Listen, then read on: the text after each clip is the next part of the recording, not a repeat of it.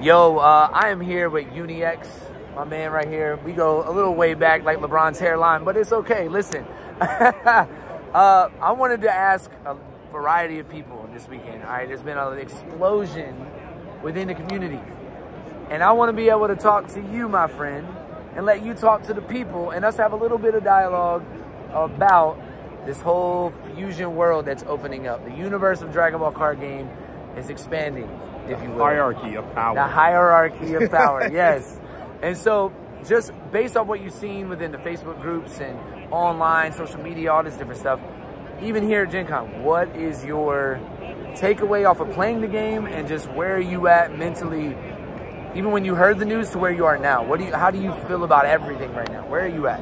Okay, so with this whole thing, right, this is going to be kind of a blast from the past because this used to be the type of content that I would do all the time, just discussions. Dragon Ball, over the course of now 21, almost 22 sets, extra sets, promos, it's evolved so crazy much. Yeah. Like, we used to be at a time where every single exchange of combo power meant something. Like, there was no swing of 4 or 5 cards. There were no cards just blew up entire boards. You were scrapping for advantage left and right. Miscomboing 2 to 3 times in a game in the first, I don't know, 4 or 5 turns could mean you just dying on turn 8 in the original set 1. And we're so far away from that. We've got counters, we've got floodgates.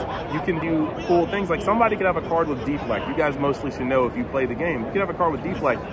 And a newer player who's stepping into this game doesn't understand why Yamcha Merciless Barrage can't hit a card with deflect, but Videl can hit a card with deflect. And you have to sit there and explain to him, well, deflect means you can't be affected by counter effects. Yamcha says, counter, minus 15/15, play this card. Yes.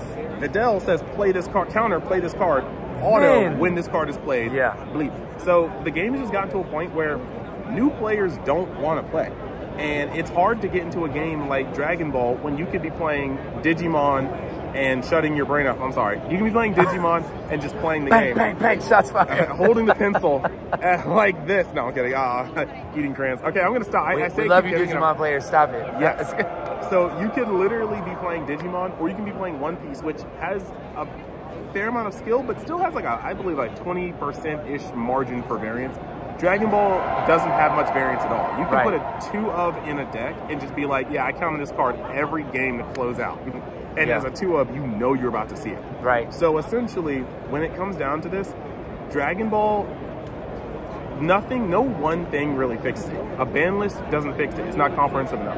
A rotation not only doesn't fix the game, it upsets a lot of the player base. Right. So I personally think that what they're doing, making a more condensed, back to basics one, like we played the demo today, it feels a lot like set 1 minus having Reese's portion. Like, that's actually what it feels like right now. And that's a game that people can go back and forth, but most importantly, they can enjoy the Dragon Ball IP. Yes. When you come to Digimon, some decks are better than others, but you will always be able to play a War Greymon, a Metal Garurumon, there we go, a Gallantmon, a Beelzemon. You could have said that. You could have said that name, and I probably would have never still known. I don't. Like, it's true, but like, I'm a Digimon fan. I'm just okay. You can play all these things. Yeah. When you step into One Piece, decks are better than others. But if you like Nami, there's a good mill deck. You like Luffy, still good. Zoro, still good. Katakuri, great. Right. Whitebeard, cool. Ace, still playable. But like, you get to step into One Piece, find your favorite character, and ball. In Dragon Ball, you can step in at any time and be like, I love Ultimate Gohan. I literally love Ultimate Gohan. Is there an Ultimate Gohan leader that's playable? Sort of. Yeah, I guess. It's debatable. definitely not coming out of Critical Blow, because that deck is cheap. Look, my thing is here. My thing is here. Is that Dragon Ball is one of the biggest IPs on the planet. Facts. And the fact that the Dragon Ball card game is just not a casual phenomenon is something that baffles me, but it's also something that Bandai is probably looking at hard too. Don't get me wrong, One Piece, very popular, it's current, but Dragon Ball is universal. Yeah. People know who Luffy is. Everybody knows who Goku is. But everybody knows who Goku is. Like, it's just like he said, look, we got Gear 5 coming out in 2 days in the anime. If I go over, you know what Gear 5 is? What's Gear 5? You go in and the first notes of people are like, oh, it's that Goku meme, like, at the very least. So, it's the guy from Fortnite. Oh my God. You know, that's so true. That's raw. It's funny that that's actually true now. So my thing is here, Bandai has to be critically aware of the fact that Dragon Ball is one of the most universal IPs. It's household. Goku's a household name. Yeah. And they are not making household name money. People should just be going to Walmart and being like, ooh, a pack of Dragon Ball cards for $5. Do you feel like in the list of CCGs, right, or collectible card games, TCGs, whatever, do you feel like it should be Magic, Pokemon, Yu-Gi-Oh, Dragon Ball? I honestly, just being like a realist, I think you were looking at Yu-Gi-Oh, Magic, Pokemon, and then there's like this like chasm valley, and then there's everything else. Well, I'm saying like based off of IP fandom. Oh, that's what I'm saying. I see what you're saying. So what you're saying is that there's no reason why are we not here? I feel like the same thing, the same sentiment of just saying like, how are we not? And I think that's what Bandai's doing, is how are we not using this universal IP that has the following and the sales to back itself in other areas to showcase that it's up here, even without a steady anime, even without some, you know what I'm saying? Yeah. And it's still carrying as a flagship. So it's like, how do they do that and cross that threshold in this market? And so I think, yeah, to your point, well, let me flip it over back to you. Is that, do you feel like it should be in that order? Because I do. I feel like it should be we should be right underneath the top 3. Right now, One Piece should not, I'm not gonna say One Piece should not be. No. But it should, like, there's no reason why Dragon Ball should not be the Bandai's most grossing game, just based 100%. On the people have phone games where they pour mad money for power. Let's just be real. Legends makes money. Dude, Dokkan sells PowerPoint sprites, and don't hate on me. I have Dokkan and Legends installed on my phone. I've been playing since like year 1. But Dokkan sells PowerPoint sprites for premium dollar. Crazy. And it moves because it's Dragon Ball. Right. Like, the game should be the same way, and it's not simply because of how complex it is. So what Fusion World is going to do, and what they're hoping it's going to do at least, is turn Dragon Ball into a casual powerhouse while still having Masters. Masters is not going to change.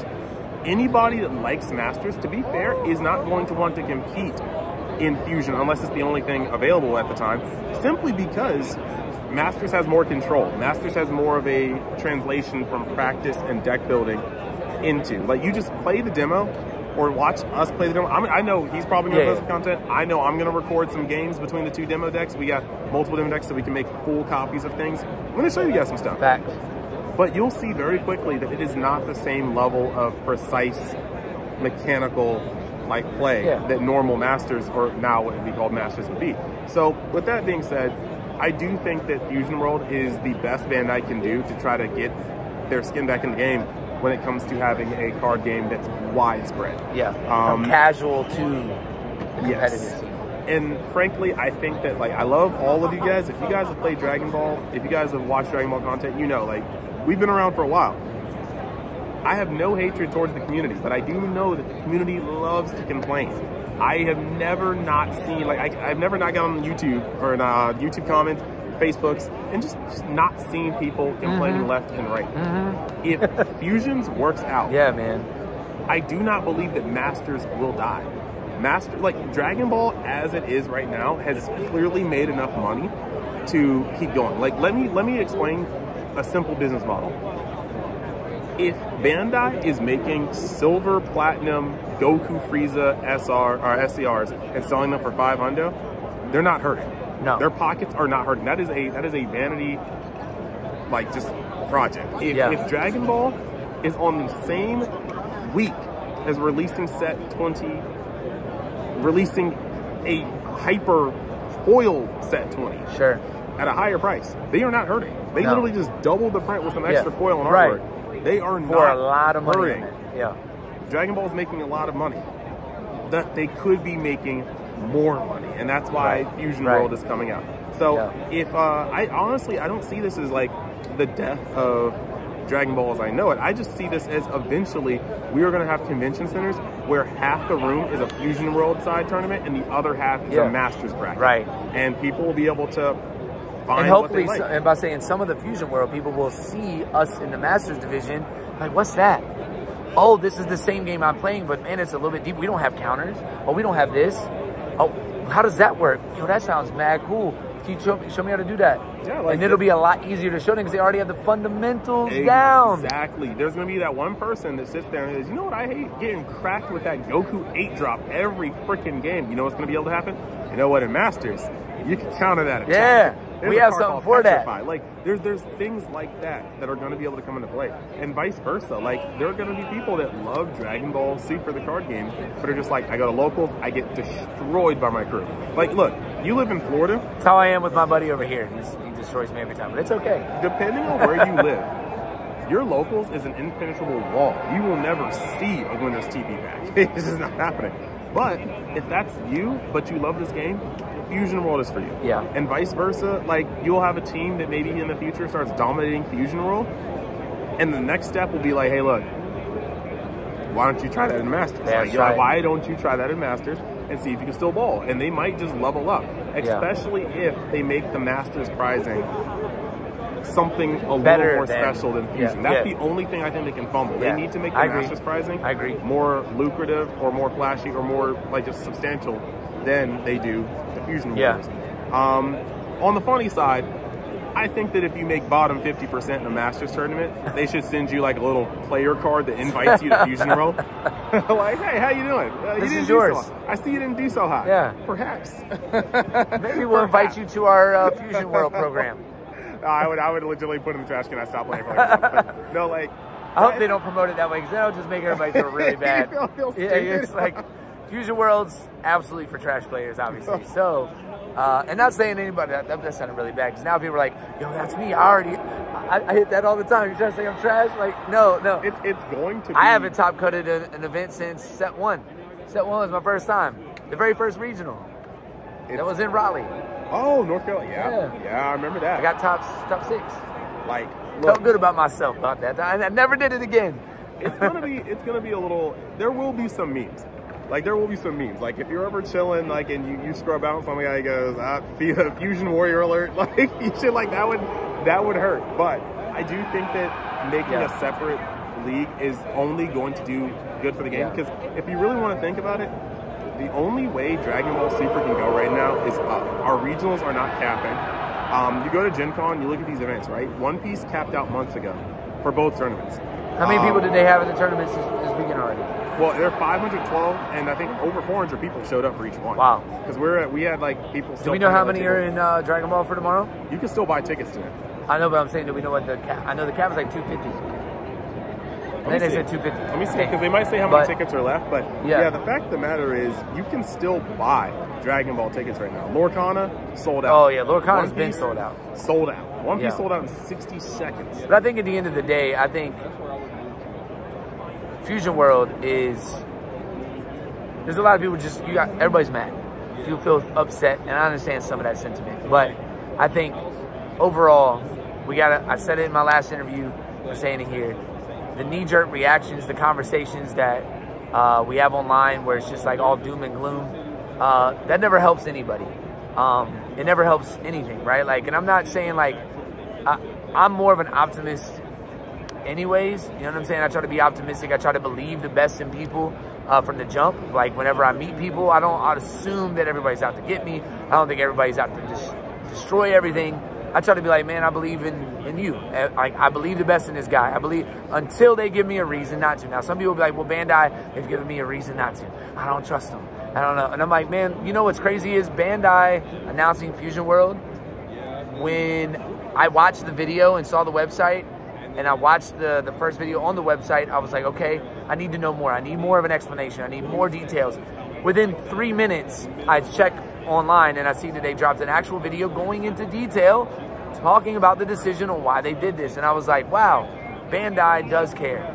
That's what I walked away with, because they didn't have to make that video. They didn't have to drop a video to say anything to us. They could have just dropped that video and said, eat. Eat what's on your plate and don't throw a fit. Here you go. You know what I mean? It's like, that's what I tell my kids. Here, I don't want to eat this, Dad. Sorry, it's all we have. You eat it or you just go to bed hungry. They could have done that to you. They could have done that to me and said, hey, here's all we have for you to eat today. No questions. You either eat what you get, and that's it. You know what I mean? But they didn't do that. They left us with what we had on our plate, and then they say, here, let me give you some more too. And these are the details. And I think those filled in the blanks for me enough to understand the sentiment behind them choosing to do what they did. And I just, for the past however many hours I've been at GenCon, right? Like the past 48 hours, 24 hours or a little bit more than that since the announcement dropped, but like seeing the stuff and hearing some people chit chatter around tables, man, I'm just like, dude, we gotta have these conversations. So that's why I'm doing this, and I appreciate you taking time to just sit here and have a conversation. I know people hear your voice and they've seen you, they know you, and I've known you before any of that to some degree. We've known each other back when we had the Goku match and the Super Saiyan 3 stuff popping. Yes. You know what I mean? Back in DC, I think that's when we connected, DC. And so I just was like, man, let me get my brother to talk and have a conversation about this stuff, man. So thank you for your time, bro. Thank you for having me on. Yeah, bro, absolutely. So we're gonna have some more conversations on Fusion World, Masters, all of that. So hopefully you'll see some more collab content with my guy right here. So love you guys.